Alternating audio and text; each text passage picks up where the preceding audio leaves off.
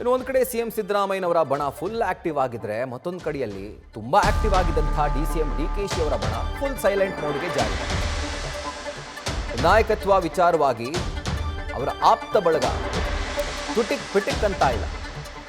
So ಹೀಗಾಗಿ DK Shivakumar ಅವರ ಬಣದ ನಡೆ ಈಗ ಕುತೂಹಲ ಮೂಡಿಸ್ತಾ ಇದೆ. ನಾಯಕತ್ವ ವಿಚಾರವಾಗಿ ರಿಯಾಕ್ಷನ್ ಅನ್ನ ಕೇಳಿದ್ರೆ ಯಾವುದೇ ಮಾತಾಡದೆ ಅವರ ಆಪ್ತ ಬಳಗ ತೆರಳಿದೆ. ಮಾಗಡಿ ಶಾಸಕ ಎಚ್.ಸಿ. ಬಾಲಕೃಷ್ಣ ಅವರಿರಬಹುದು, ರಾಮನಗರ ಶಾಸಕ ಇಕ್ಬಾಲ್ ಹುಸೇನ್, ಚನ್ನಗಿರಿ ಶಾಸಕ ಬಸವರಾಜ್ ಶಿವಗಂಗಾ, ಕುಣಿಗಲ್ ಶಾಸಕ ಡಾಕ್ಟರ್ ರಂಗನಾಥ್ ಸೇರಿದಂತೆ ಡಿಕೆಶಿ ಆಪ್ತ ಬಳಗ ಈಗ ಸೈಲೆಂಟ್ ಮೋಡ್ಗೆ ಜಾರಿದೆ. ಈಗಾಗಲೇ ನೋಟಿಸ್ ಅನ್ನ ಪಡ್ಕೊಂಡಿದ್ದಾರೆ, ಶೋಕಾಸ್ ನೋಟಿಸ್. ಸೊ ಎಲ್ಲೋ ಒಂದ್ ಕಡೆ ಹೈಕಮಾಂಡ್ ಟೀಮ್ಗಳಿಗೆ ನಾವು ಗುರಿ ಆಗ್ತಾ ಇದ್ದೀವಾ ಅಥವಾ ಆಗ್ಬೇಕಾಗತ್ತಾ ಅನ್ನುವಂಥ ಭೀತಿಯಲ್ಲೇ ಅವರು ಈ ಥರದ ಒಂದು ನಡೆಯನ್ನ ಅನುಸರಿಸ್ತಿದ್ದಾರಾ, ಇದು ಕೂಡ ಈಗ ಪ್ರಶ್ನೆಯನ್ನ ಮೂಡ್ತಾ ಇರೋದು.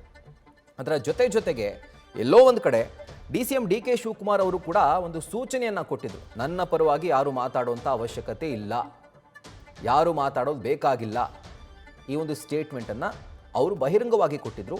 ಅದೇ ಒಂದು ಮೆಸೇಜನ್ನು ಅವರ ಆಪ್ತ ಬಳಗಕ್ಕೂ ಬಹುಶಃ ಅವರು ರವಾನೆ ಮಾಡಿರ್ಬೋದು. ಯಾಕೆಂದರೆ ಕಾಂಗ್ರೆಸ್ ಪಕ್ಷದ ನಾಯಕರು ಬಹಿರಂಗವಾಗಿ ಹೇಳಿಕೆಯನ್ನು ಕೊಟ್ಟಂತಹ ಸಂದರ್ಭದಲ್ಲಿ ಆ ಡ್ಯಾಮೇಜ್ ಆಗೋದು ಕಾಂಗ್ರೆಸ್ ಪಾರ್ಟಿಗೆ.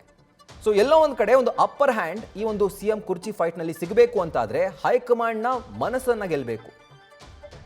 ಯಾವ ರೀತಿಯಾಗಿ ನಾವು ಶಿಸ್ತನ್ನು ಕಾಪಾಡ್ತಾ ಇದ್ದೀವಿ, ಎಲ್ಲೂ ಬಹಿರಂಗವಾಗಿ ಹೇಳಿಕೆಯನ್ನು ಕೊಡ್ತಾ ಇಲ್ಲ. ಆದರೆ ಮತ್ತೊಂದು ಕಡೆಯಲ್ಲಿ ಸಿದ್ದರಾಮಯ್ಯನವರ ಬಣದ ನಾಯಕರು ಹೋದಲ್ಲಿ ಬಂದಲ್ಲಿ ಅವರೇ ಮುಂದುವರಿತಾರೆ ಅನ್ನುವಂಥ ಸ್ಟೇಟ್ಮೆಂಟನ್ನು ಕೊಡ್ತಿದ್ದಾರೆ, ಪರೋಕ್ಷವಾಗಿ ಕೊಡ್ತಾ ಇದ್ದಾರೆ. ಸೊ ಇದನ್ನು ಕಂಪೇರ್ ಮಾಡಿದಂತಹ ಸಂದರ್ಭದಲ್ಲಿ, ತುಲನೆ ಮಾಡಿದಂತಹ ಸಂದರ್ಭದಲ್ಲಿ ಹೈಕಮಾಂಡ್ ನಾಯಕರಿಗೆ ಎಲ್ಲೋ ಒಂದು ಕಡೆ ಪಕ್ಷದ ಶಿಸ್ತಿನ ಲಿಮಿಟನ್ನು ಕ್ರಾಸ್ ಮಾಡದೆ ಅವರ ಮನ ಗೆಲ್ಲುವಲ್ಲಿ, ಜೊತೆಗೆ ಆ ಸಾಫ್ಟ್ ಕಾರ್ನರನ್ನು ಬೆಳೆಸ್ಕೊಳ್ಳುವಂಥ ನಿಟ್ಟಿನಲ್ಲಿ ಇದೂ ಕೂಡ ಅವರ ಸ್ಟ್ರಾಟಜಿ ಆಗಿರ್ಬೋದು, ಸ್ಟ್ರಾಟಜಿಯ ಒಂದು ಭಾಗ ಆಗಿರ್ಬೋದು, ಗೊತ್ತಿಲ್ಲ. ಬಟ್ ಈಗ ಸದ್ಯಕ್ಕೆ ತುಂಬ ಆಕ್ಟಿವ್ ಆಗಿ ಬಹಿರಂಗವಾಗಿ ಹೇಳಿಕೆಗಳನ್ನು ಕೊಟ್ಟು ಡಿಕೆ ಶಿವಕುಮಾರ್ ಅವರು ಕೂಡ ಸಿಎಂ ಆಗಬೇಕು ಅಂತ ಪ್ರಬಲವಾಗಿ ಧ್ವನಿ ಎತ್ತಿದಂಥ ನಾಯಕರು ಈಗ ಯಾಕೋ ಫುಲ್ ಸೈಲೆಂಟ್ ಆಗಿದ್ದಾರೆ. ಅವರ ತಂತ್ರಗಾರಿಕೆಯ ಭಾಗವ ಅಥವಾ ಹೈಕಮಾಂಡ್ನ ಭಯವ, ಅದು ಇನ್ನು ಮುಂದೆ ಗೊತ್ತಾಗಬೇಕಾಗಿದೆ. ಡೀಟೇಲ್ಸ್ ಅನ್ನು ಕೊಡ್ತಾ ಹೋಗ್ತಾರೆ ನಮ್ಮ ಪ್ರತಿನಿಧಿ ಹರೀಶ್. ಈಗ ನೇರ ಸಂಪರ್ಕದಲ್ಲಿ ಜಾಯಿನ್ ಆಗಿದ್ದಾರೆ ಬೆಳಗಾವಿಯಿಂದ. ಹರೀಶ್, ಈಗ ಡಿಕೆಶಿ ಅವರ ಬಣದ ಒಂದು ತಂತ್ರಗಾರಿಕೆ ಇದೆಯಲ್ಲ, ಇದು ಆ ಕುರ್ಚಿ ಫೈಟ್ನ ಸ್ಟ್ರಾಟಜಿನ ಅಥವಾ ಹೈಕಮಾಂಡ್ನ ಭಯಾನ ಅಂತ? ರಾಹುಲ್, ಬಹಳ ಮುಖ್ಯವಾಗಿರುವಂಥದ್ದು ಡಿಸಿಎಂ ಡಿಕೆ ಶಿವಕುಮಾರ್ ಅವರ ಆಪ್ತ ಬಳಗ ಮೌನಕ್ಕೆ ಶರಣಾಗಿರುವಂಥದ್ದು ಒಂದಷ್ಟು ಸಾಕಷ್ಟು ಕುತೂಹಲ ಕೆಡೆ ಮಾಡಿಕೊಟ್ಟಿದೆ. ಇದು ಮೌನ ಅನ್ನುವಂಥದ್ದು ಒಂದು ರೀತಿಯಲ್ಲಿ ಕೂಡ ಸ್ಟ್ರಾಟಜಿನೋ ಅಥವಾ ಹೈಕಮಾಂಡ್ನ ಆತಂಕನೋ ಅನ್ನುವಂಥ ಚರ್ಚೆಗಳು ಕೂಡ ಶುರುವಾಗಿರುವಂಥದ್ದು. ಸೊ ಕಳೆದ ಕೆಲ ದಿನಗಳ ಹಿಂದೆ ಅಂದ್ರೆ ಬ್ರೇಕ್ಫಾಸ್ಟ್ಗೂ ಮೊದಲು ಸಾಕಷ್ಟು ಬಹಿರಂಗವಾಗಿ ಹೇಳಿಕೆ ಕೊಡ್ತಿದ್ದಂತಹ ಡಿಸಿಎಂ ಡಿಕೆ ಶಿವಕುಮಾರ್ ಅವರ ಆಪ್ತ ಬಳಗ ಈಗ ಯಾವುದೇ ಹೇಳಿಕೆ ಕೊಡಬೇಕಾದ್ರೂ ಕೂಡ ಕೈ ಮುಗಿದು ಹೋಗುವಂತ ಒಂದು ಸನ್ನಿವೇಶವನ್ನು ಕೂಡ ತೋರಿಸ್ತಾ ಇದ್ದಾರೆ. ಸೊ ಯಾವುದೇ ಬಹಿರಂಗವಾಗಿ ಯಾವುದೇ ರೀತಿಯಲ್ಲಿ ಹೇಳಿಕೆ ಕೊಡೋದಕ್ಕೆ ಕೂಡ ಹಿಂದೇಟನ್ನು ಹಾಕ್ತಿದ್ದಾರೆ. ಎಲ್ಲವೂ ಕೂಡ ಜನವರಿವರೆಗೆ ಬರಲಿ ಅನ್ನುವಂಥ ನಿಟ್ಟಿನಲ್ಲಿ ಕೂಡ ಕಾಯುವಂತ ಸನ್ನಿವೇಶಕ್ಕೆ ಕೂಡ ಅವರು ಮಾತಾಡ್ತಾ ಇದ್ದಾರೆ. ಹಾಗಾಗಿ ಡಿಕೆ ಶಿವಕುಮಾರ್ ಅವರ ಬಣದ ನಡೆ ಬಗ್ಗೆ ಸಾಕಷ್ಟು ಕುತೂಹಲ ಕೆಡೆ ಮಾಡಿಕೊಟ್ಟಿದೆ.